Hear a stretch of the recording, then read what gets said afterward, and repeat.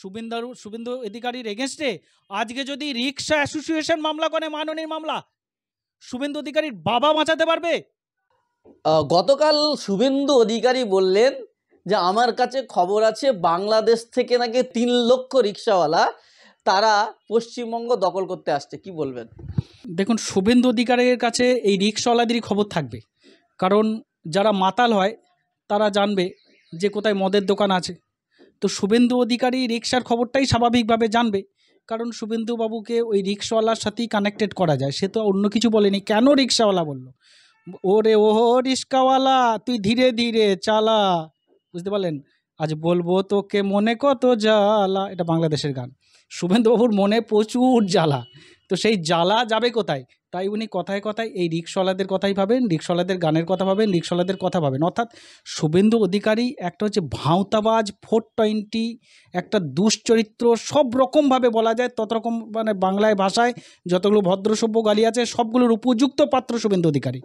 না হলে পারে এই শুভেন্দু অধিকারী কলকাতার বিভিন্ন জায়গায় সে মিটিং করছে আর সেখানে বলছে যে বাংলাদেশে হিন্দুদের ওপরে অত্যাচার হচ্ছে, এখানকার মানুষ কেন, বুদ্ধিজীবী কোথায়, জবাব চাই, জবাব দাও।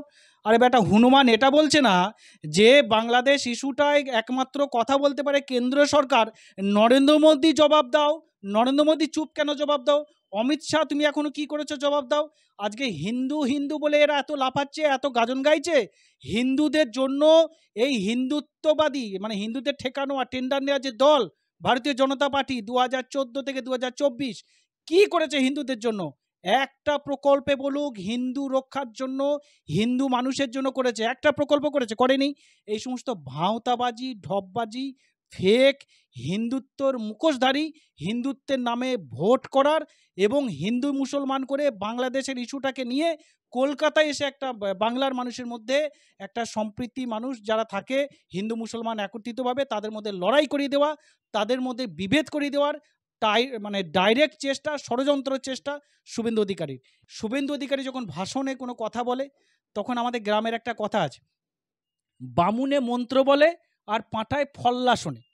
মানে যখন দেখবেন একটা পাঁঠাকে উৎসব করার জন্য ঠাকুরের কাছে বলি দেওয়ার জন্য নিয়ে যায়, তখন সেই বলি দেওয়ার সময় যখন বলিটা দেওয়ার হয় তখন বামুন কানে কানে মন্ত্র বলে, ওং নম বং নম কিছু একটা বলে। তো এই যে যখন বলছে, পাঁঠা তো তখন নিজের মানে ভাবছে না যে আমাকে বামুন কি বলছে, অর্থাৎ ওই জন্যই কথা বলছে যে বামুনে মন্ত্র বলে পাঁঠা আর পাঁঠায় ফল্লা শোনে। অর্থাৎ শুভেন্দু অধিকারী যা বলে সেটা কোনো মানুষ শোনে না, ওকে ওইভাবেই মানুষকে দেখে, মানুষের সাথে না কথা বলতে পারে, মানুষের না কোনো ভালো কাজ করতে পারে।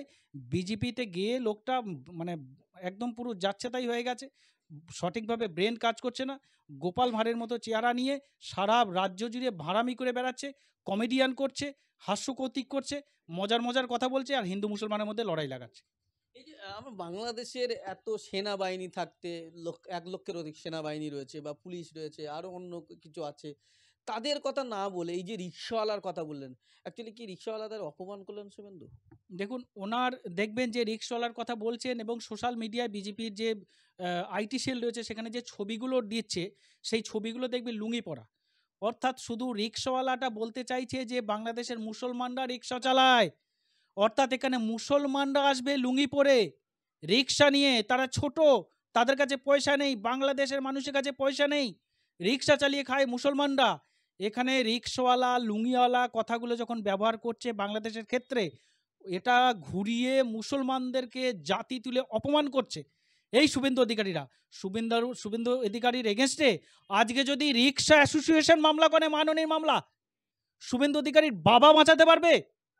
যে আজকে রিক্সাওয়ালারা বলছে যে কলকাতা দখল নিতে আসবে, আজ যদি কলকাতা রিক্সা স্ট্যান্ড ইউনিয়ন, আপনি যেখানে বসে আমাদের ইন্টারভিউ নিচ্ছেন এখানেও রিক্সা ইউনিয়ন আছে, তারা যদি বলে যে মানহানি মামলা করব আমাদের রিক্সা সংগঠন সম্বন্ধে, উনি কীভাবে বলেন? শুভেন্দু অধিকারী বাবাকে বাঁচাতে পারবে না। কথা বলেছে, সমস্ত চ্যানেলে প্রুফ আছে। কোনো কারোর জাতি নিয়ে, পেশা নিয়ে বলার অধিকার কারোর বাবা দেয়নি। ভারতের সংবিধান সকলের জন্য অধিকার দিয়েছে। অর্থাৎ সংবিধান বিরোধী যারা কাজ করে, সংবিধানকে যারা চেঞ্জ করে, সেটা হলো ভারতীয় জনতা পার্টি। তাই তারা এই সমস্ত কথাগুলো বলে, এই সমস্ত কার্যক্রমগুলো করে।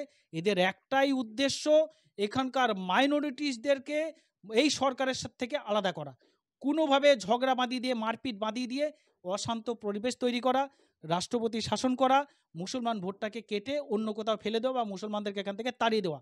মেন প্রধান উদ্দেশ্য এটা। তাই প্রত্যেকটা জিনিসের মধ্যে ছুতো খুঁজে হিন্দু মুসলমান বলে।